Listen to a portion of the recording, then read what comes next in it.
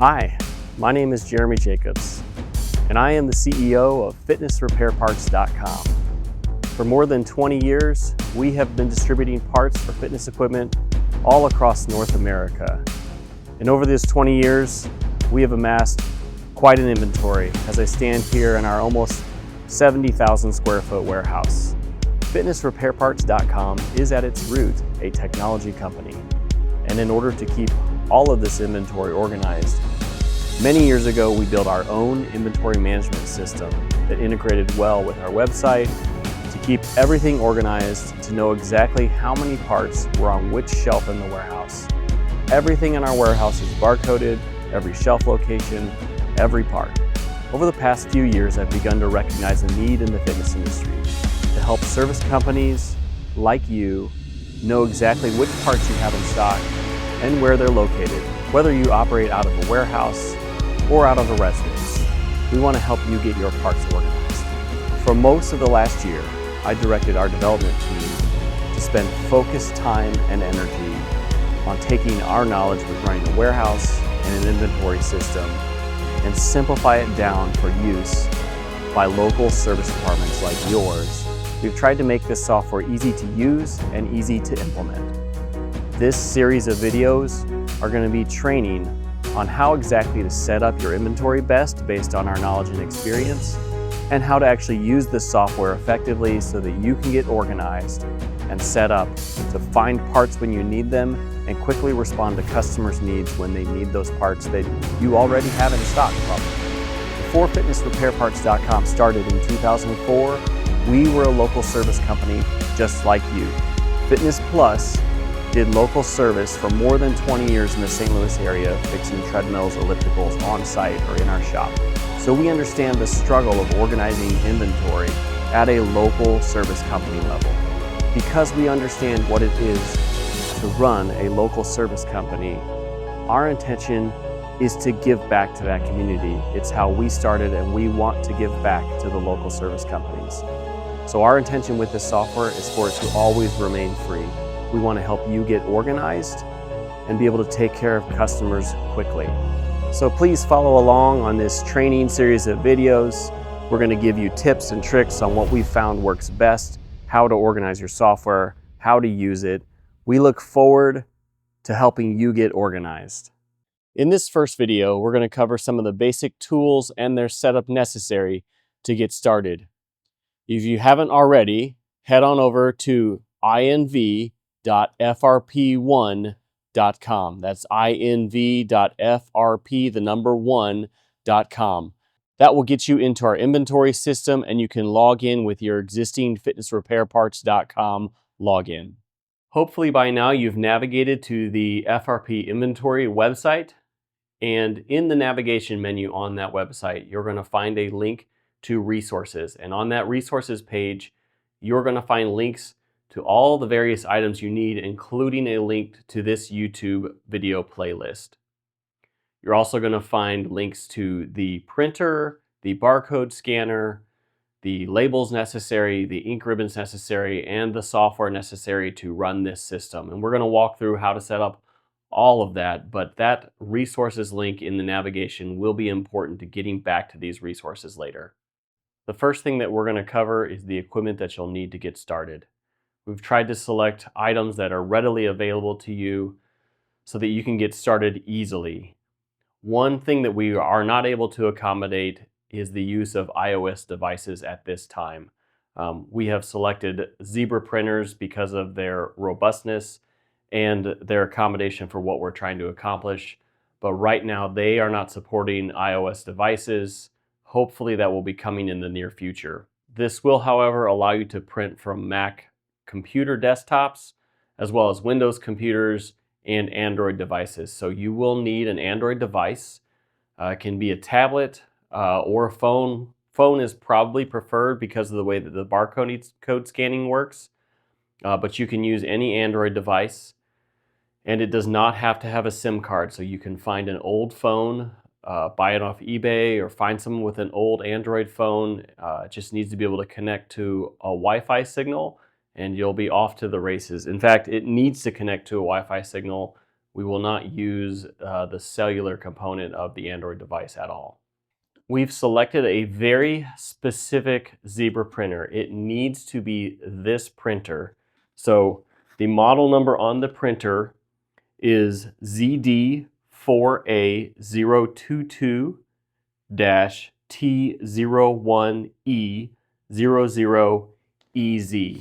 And there's our reasons why we have selected this particular printer. Now we've already opened this box. It'll come in a box just like this, and it'll obviously be wrapped further, but this is the printer here.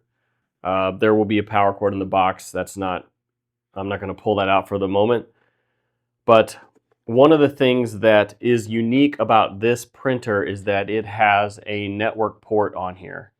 So we will be using printing over the network, and this needs to be hardwired into a switch somewhere on your network that is on the same network as your Wi-Fi. It does have a USB connection. We really won't be using the USB connection. You'll just be able to plug a network cable and the power into this. So this is the specific printer that we will be printing and using the browser print functionality that Zebra enables with these printers. There are other models that have browser-enabled printing functionality, and if you happen to have one of those and you know how to set it up, you can use those. However, because we've selected this particular model, this is the only model we're going to support in terms of trying to help you troubleshoot issues. If you have a different model than this, then you'll be left on your own to figure out issues if problems will arise. Now, hopefully, issues aren't going to arise because we've tried to make this, again, as simple as possible.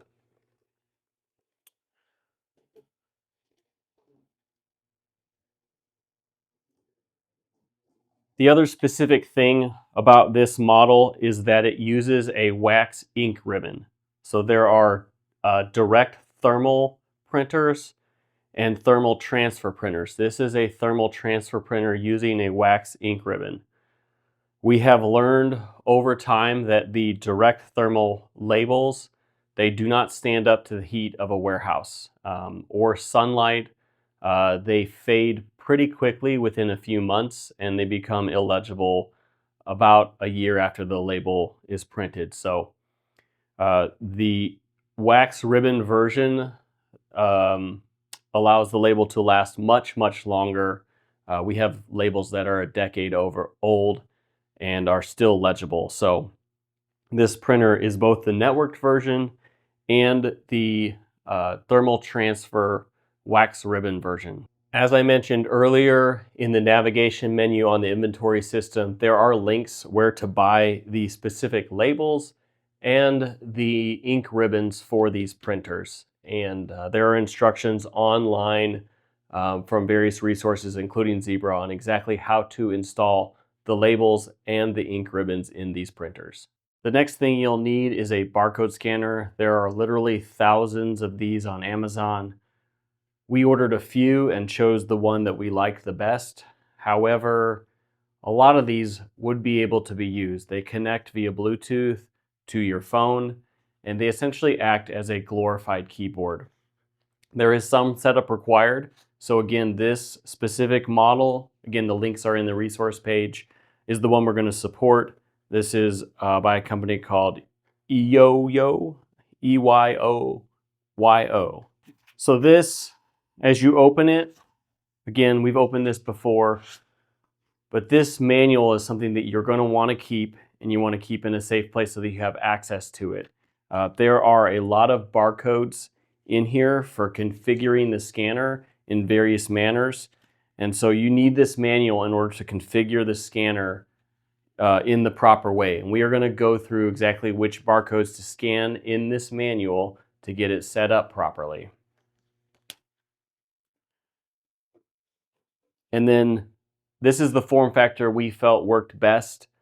This is a clip-on scanner, and it has these ears on it that expand, and it simply goes around almost any phone device quite securely. And there are buttons on the side You can hear it beep on, and allows you to scan barcodes. So it is connected via Bluetooth to the phone and inputs what is scanned into the browser. So we're going to go through the use of this as we walk through the software, but you will need this scanner. Again, this specific scanner is what we're supporting. There are gun form factor scanners and a variety of scanners out there that if you want to experiment with choosing a different form factor and then learning how to configure it yourself, you're free to do that. Okay, let's quickly go through setting up this scanner and some of the settings that you will need. So at least in this manual, if we go to page 20, there is a selection of languages. I speak English. If you speak a different language and would like the scanner set up in a different language, this step isn't absolutely necessary, but you're going to want to select the barcode that you're looking for, in this case, the English one, and you're going to want to cover everything else on the page so that it only scans that particular barcode. Then you take the scanner that it doesn't have to be attached to a phone or anything, and you just simply scan it. It'll beep, and it'll be set up for that language in this case. So language selection, the next page over has some volume settings. You can set that as you want. We're going to need an end character. So on, again, page 23 in this manual, we want to add a tab. So the end character is add tab. And so you're going to want to cover everything else on the page and scan that barcode. The next thing that we'll want to select is code 39. So we use code 39 in our system. And so we're going to select enable code 39. This is on page 35 in this manual. Again, making sure everything else is covered up. And then go ahead and scan the enable code 39.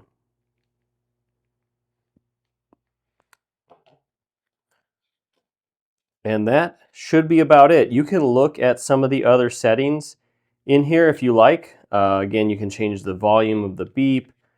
There are some other things that you can do in here about automatic power off and things like that.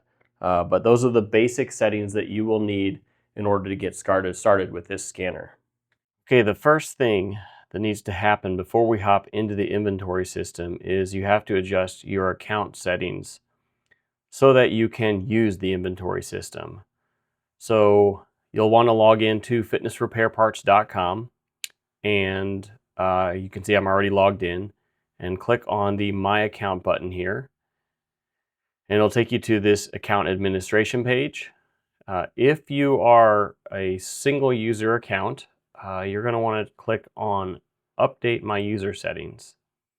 And then you'll get a list of checkboxes. You're going to want to enable all of the checkboxes that start with INV. That's the inventory system.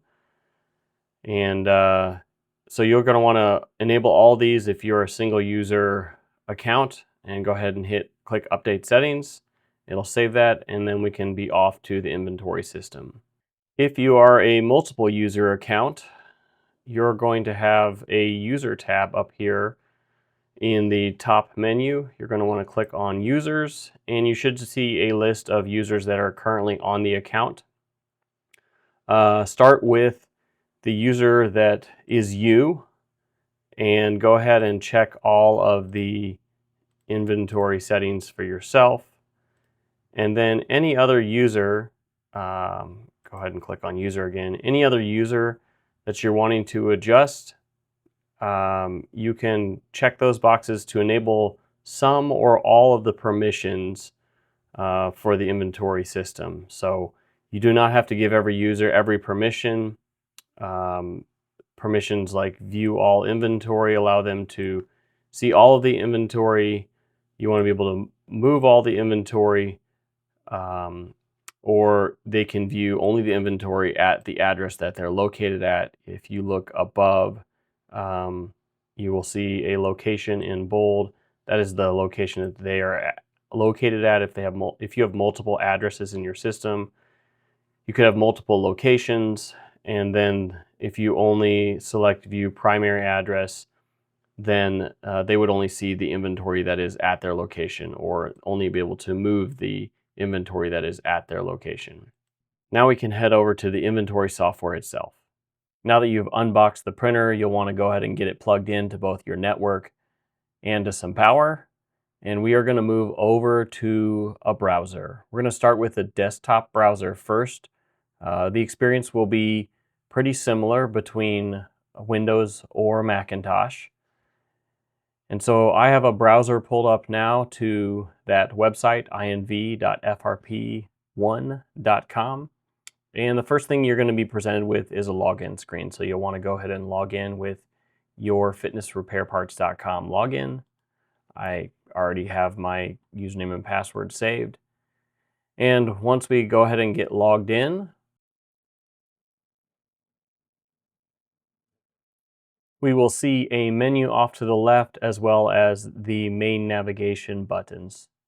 For getting things set up, the first thing that we're going to want to do is go down to the resources down at the bottom of the menu.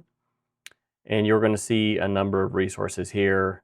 The videos that you're watching now are on a playlist linked to the recommended scanner as well as printer, and then the browser print programs. I am on a Windows machine right now, so I'm going to go ahead and click the Windows link.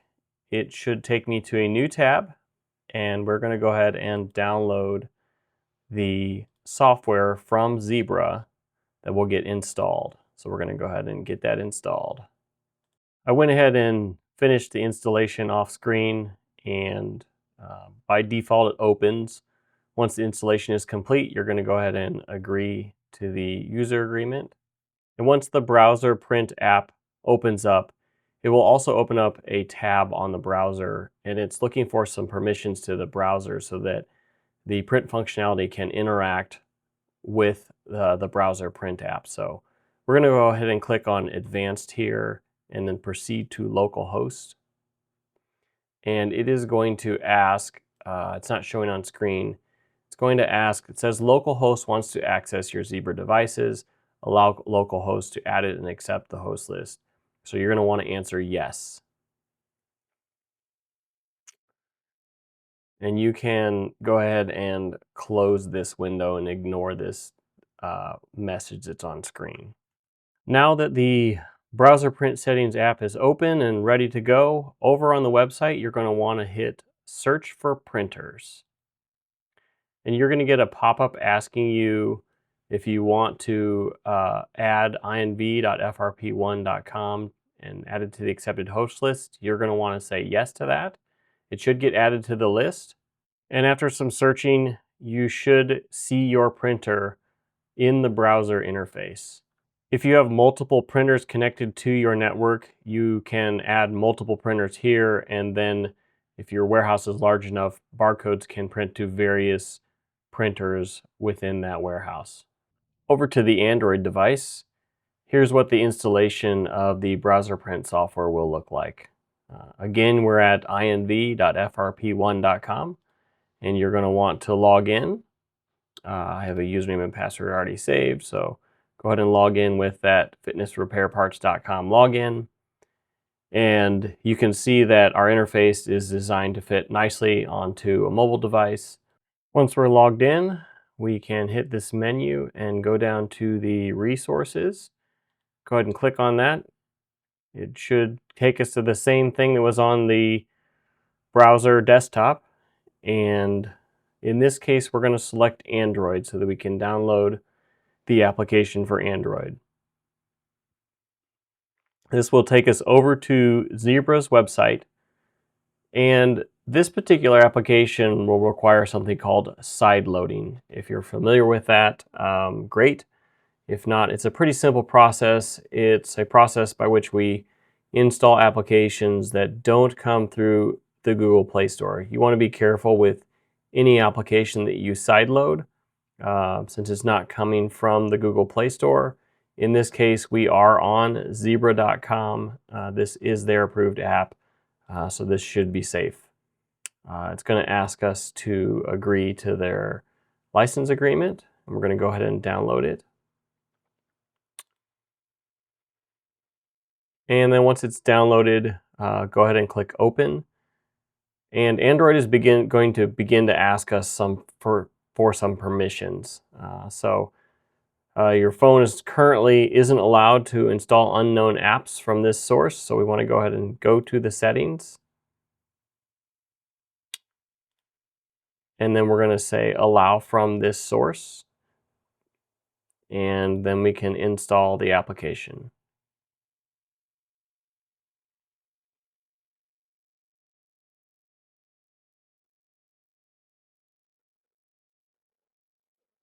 We can go ahead and open it.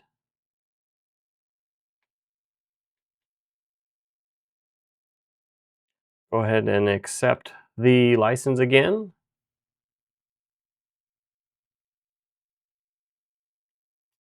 We can allow the notifications.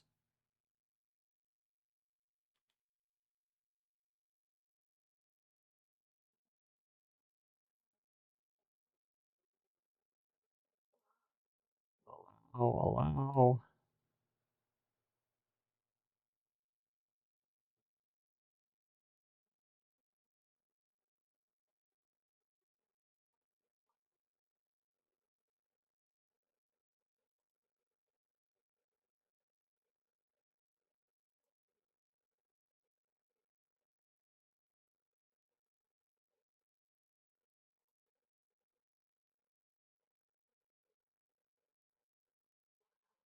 We are going to go back to the browser. Move back over to our other tab. Hit the menu. And we're going to get, when we hit the menu, we're going to get this request. Oh, get back to that request here.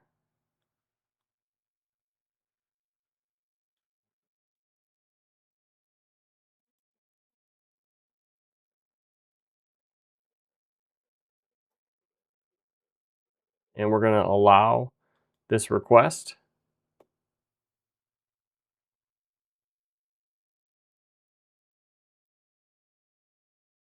And then search for printers here.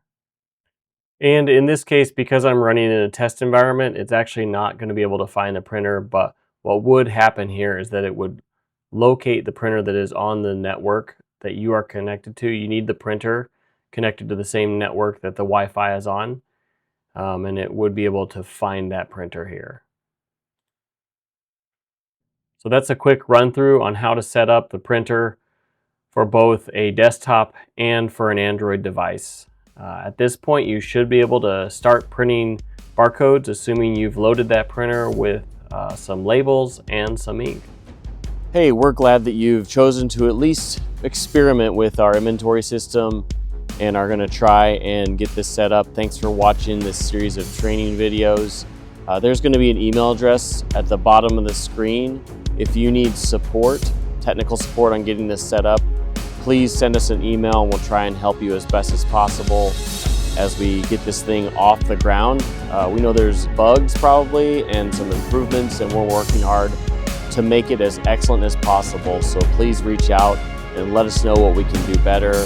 We want to help all of the service providers in the country get organized with their inventory and be able to serve their customers better. So thanks for watching along.